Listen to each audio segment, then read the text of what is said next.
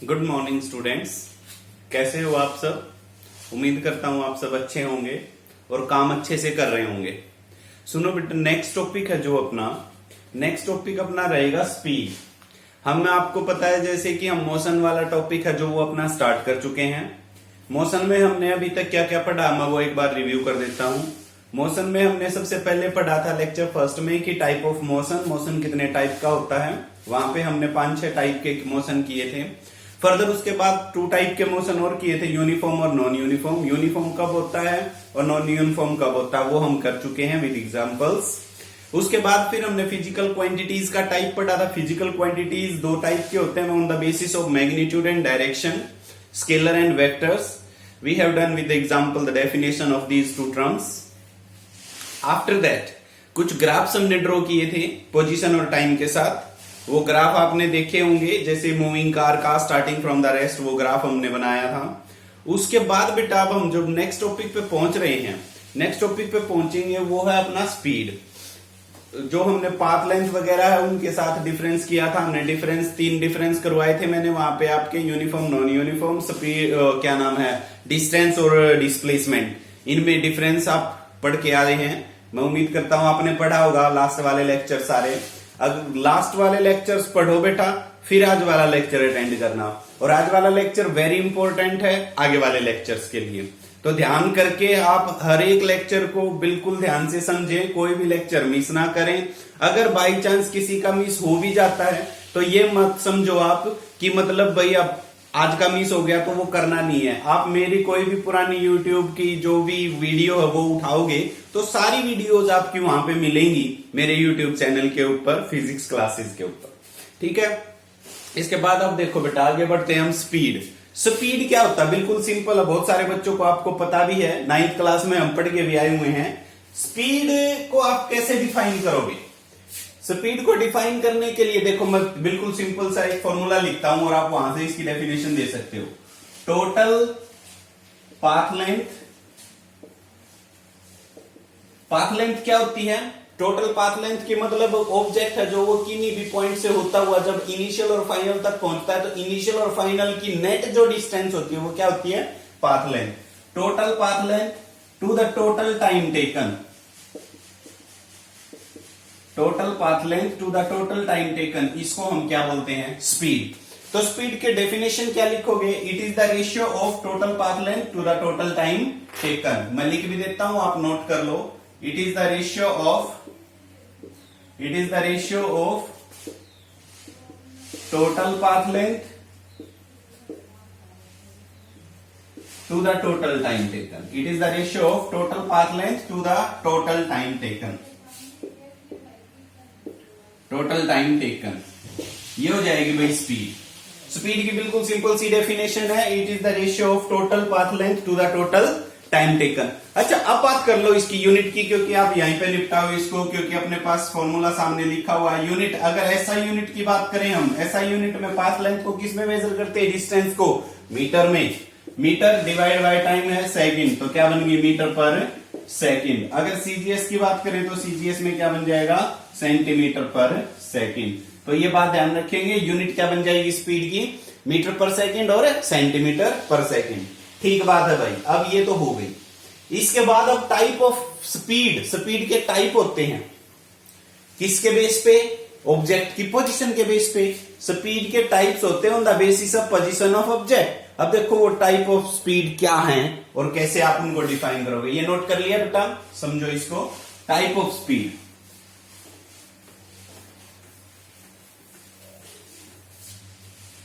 मैं यहां पे 4 टाइप करवाऊंगा। देखो, फर्स्ट है uniform speed.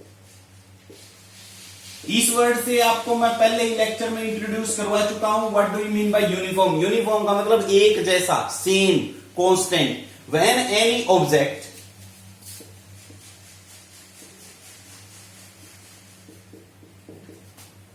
Covers equal distance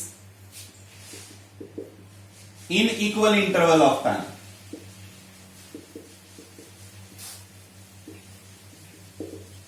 then we can say that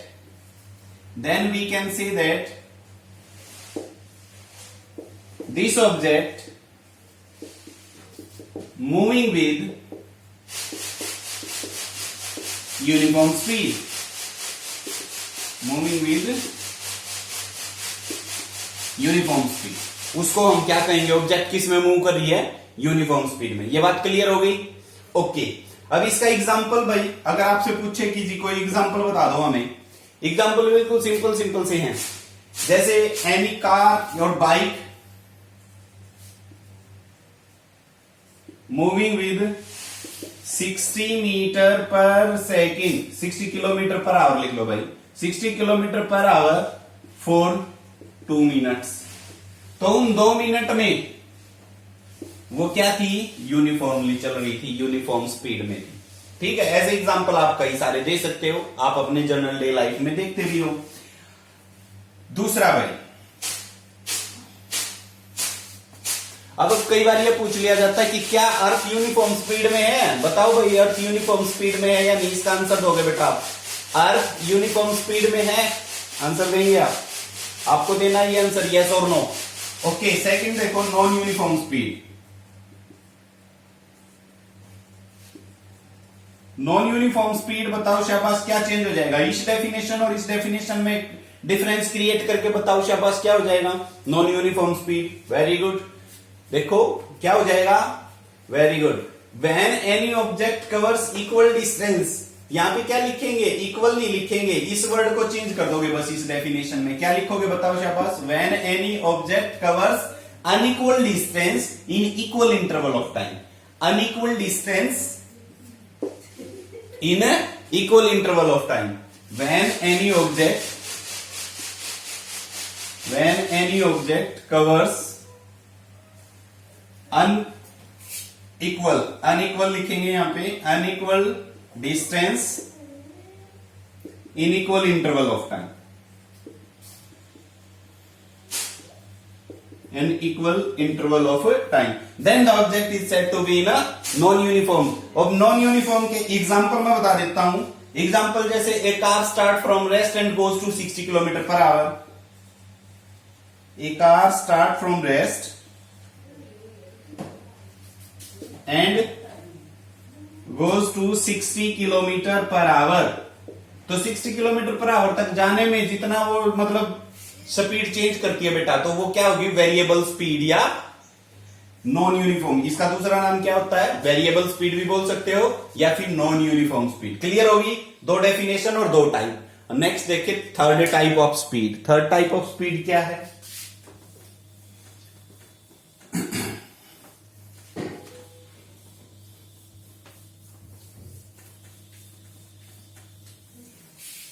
third है भाई, देखो instantaneous speed. Instantaneous speed,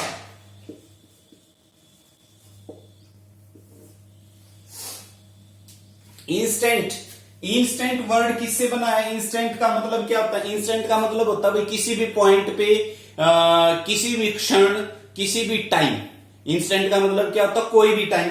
instantaneous speed यानी कि देखो, जैसे मैं एक एग्जांपल बता देता हूं पहले डिफाइन करने से। मान लो ए से मैं जा रहा हूं डी पॉइंट पे, बी, सी और ई से होता हुआ। अब आपसे ये पूछ लिया जाए कि भाई सी और ई के बीच में मेरी स्पीड कितनी है?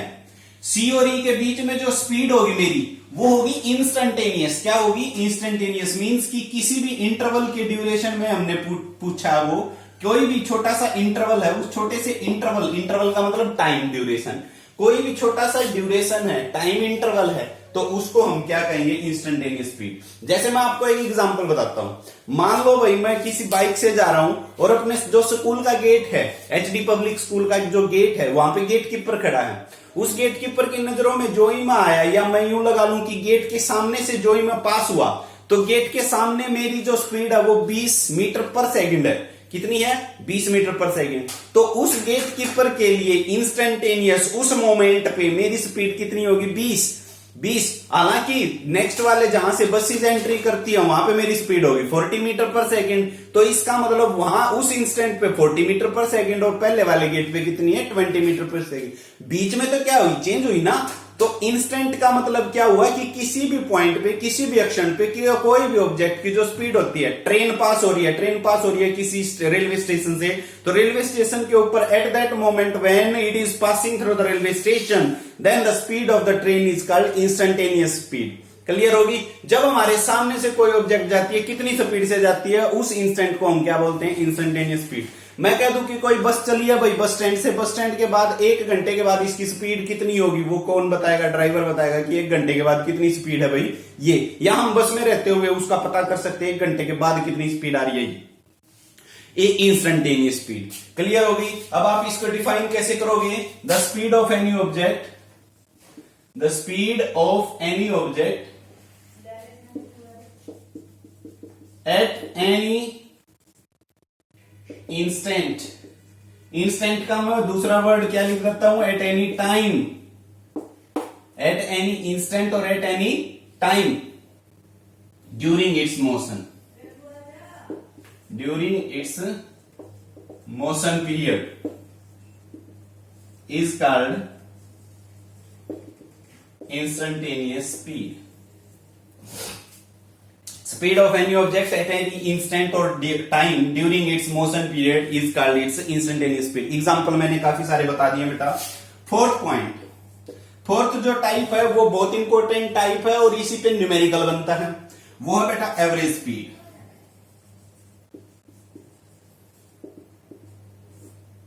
एवरेज स्पीड, एवरेज स्पीड की डेफिनेशन तो वही है जो स्पीड की डेफिनेशन हमने डिफाइन की थी, पर वो थोड़ा सा मैं अलग से वे से समझा देता हूं। देखो जैसे मान लो मैं ए से बी गया मैं 20 मीटर पर सेकंड की स्पीड से, बी से सी गया, बी से सी गया मैं 10 मीटर पर सेकंड की स्पीड से, और सी से डी गए, सी से डी गए हम 15 मीटर पर सेकंड की स्पीड से। तीनों इंटरवल में डिफरेंट स्पीड है ना, तीनों इंटरवल में डिफरेंट स्पीड है। अब डिफरेंट स्पीड की अब आपसे ये पूछ लिया जाए एवरेज स्पीड बताओ, तो आपके दिमाग में क्या आएगी? दिमाग में ये आएगी जी, सीधी सी बात है, 20, 10, 15 को जोड़ो और 3 से डिवाइड कर दो, एवरेज स्पीड आ गई। गलत। स्पीड पे ये एल्जेब्रिक रूल नहीं लागू होएगा कि आपने क्या कर दिया, 20, 10 और 15 को जोड़ा और सीधा उसको 3 से डिवाइड कर दिया, आंसर आ गया। नहीं बेटा, आपको क्या ये पता है कि ए से बी में कितना टाइम लिया है, बी से सी में कितना टाइम लिया है और सी से डी में कितना टाइम लिया है? तो टाइम का होना जरूरी है। जब आपको टाइम गिवन होगा, मान लो चलो मैं आपको कोई भी न्यूमेरिकल वैल्यू दे देता हूं, 5 दे दिया, यहां पे 5 सेकंड है, यहां पे भी 5 सेकंड और यहां पे भी 5 सेकंड, ठीक है, 5 सेकंड हो गई। अब ए से बी में 5 सेकंड ले रहा हूं और 20 मीटर में 1 सेकंड में कवर अप कर रहा हूं, तो ए से बी में कितनी डिस्टेंस हो गई? स्पीड हो गया बेटा, टाइम हो गया, तो डिस्टेंस निकाल सकते हो ना। डिस्टेंस कितनी होगी? 25 जा 100 मीटर, 100 मीटर आ गई। 10 5 जा 50 मीटर, 15 5 जा 75 मीटर। तो देखो अलग अलग डिस्टेंस कवर अप कर रहा है। अब हमने स्पीड की डेफिनेशन क्या दी थी? Total distance, total distance by total time. Total distance कितनी कवर अप कर रहा है? 100, 50, 150 प्लस 175, 100 प्लस 50 प्लस 225 हो गया ना, divide by 5 plus 5 plus 5 total हो गया 15, 15 15 कितना होता है? 225। तो एवरेज स्पीड कितनी आ गई? 15 मीटर पर सेकंड। जबकि आप 3 से डिवाइड करते तो वो आंसर नहीं आता। आगे समझ में? तो एवरेज स्पीड कितनी होगी? 15। तो 15 आप निकालोगे तो हाँ, अब इसमें आप कई सारे बच्चे ये कहेंगे बिल्कुल सही बात है, इस पे तो ट्रिक हो रही है भाई लागू। तो 20 प्लस 10 प्लस 15, 20 प्लस 10 प्लस 15 कितना होगा? 45 डिवाइड बाय 3। तो ये कहोगे सर बिल्कुल आ रहा है यहां से एवरेज, बिल्कुल आ रहा है एवरेज की 15 आया, आपने भी 15 ही निकाला है। बिल्कुल, ये तो भाई क्लिक हो गया कि दोनों वे से सेम जा रहा है। अब जैसे मैं एक और एग्जांपल करवा देता हूं, पहले इसकी डेफिनेशन करवाता हूं। उस एग्जांपल में बेटा आपका मैच नहीं होगा कि ये सेम है या एवरेज आई है, ठीक है। एक बार इस एग्जांपल से तो आपको दोनों वे से आंसर सेम मिल गया कि जी सीधो तीनों को जोड़ो, 3 से डिवाइड कर दो, आंसर आ गया 15 मीटर। आप वाला जो फॉर्मूला उससे भी क्या आ रहा? 15 मीटर पर सेकंड। पर एवरेज स्पीड के क्वेश्चंस में ये फॉर्मूला लगाना, total distance by total time. जैसे मैं एक नेक्स्ट एग्जांपल बताऊंगा, उस एग्जांपल में आपको इस वे से आंसर नहीं मिलेगा, इस वे से मिलेगा राइट आंसर। देखो पहले मैं डेफिनेशन दे देता हूं भाई आपको। एवरेज स्पीड क्या हो जाएगी? It is the ratio of total distance, it is the ratio of total distance in different intervals to the total time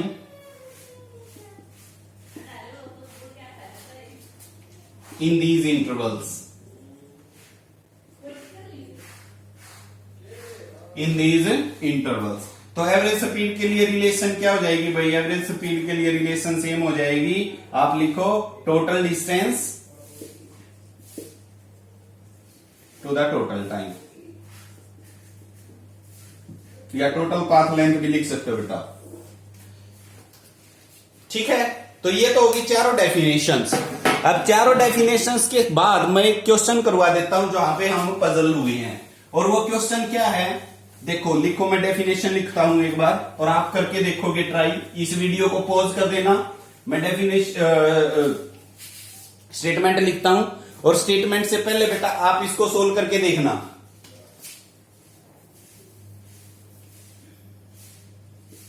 ए बस start from A station A with speed 60 kilometre per our, with speed 60 kilometer per hour, and reach to B station in 2 hours. Again, it start from B with speed 40 kilometer per hour and reach to station A.